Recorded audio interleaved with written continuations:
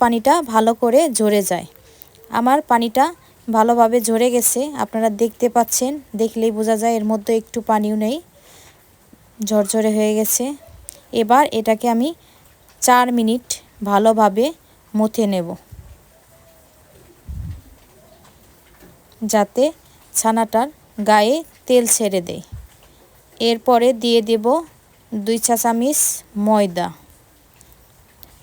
আর 2 চা চামচ সুজি আর 1 চা চামচ চিনি দিয়ে আবারও 5 মিনিট ভালো করে মথে নেব, যাতে ডোটা অনেক সুন্দর হয় এবং মিষ্টিটা সুন্দর গোল হয়। আমার মথা শেষ, এবার গোল শেপ দিয়ে নেব।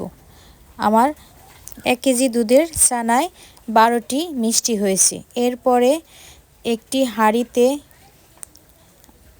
পানি দিয়ে দিব 1 কাপ। এরপরে চিনি দিয়ে দিব 1 কাপের একটু কম দেব, কারণ আমার মিষ্টি তো অল্প। এরপরে একটু নেড়ে চেড়ে এর মধ্যে আরও 4 কাপ পানি অ্যাড করব। 4 কাপ পানি দেওয়া হয়ে গেলে একটু চিনি আর পানিটা ফুটিয়ে নেব।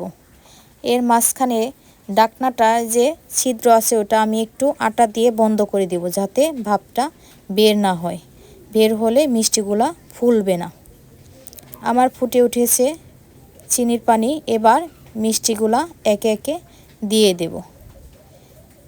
দিয়ে ঢাকা দিয়ে 30 মিনিট জাল করব। 30 মিনিটের মধ্যে 15 মিনিট হয়ে গেলে একটু ঢাকনাটা খুলে দেখে নেব। এই যে 15 মিনিট পর দেখেন ফুলে উঠেছে মিষ্টিটা। এবার আরও 15 মিনিট জাল করে নেব। এই যে আমার মিষ্টিটা প্রায় শেষ। আপনারা আমার মতো বাসায় একদিন বানিয়ে দেখবেন, অনেক ভালো লাগে ছানার মিষ্টি। আমার পুরো ভিডিওটি দেখার জন্য সবাইকে অনেক ধন্যবাদ।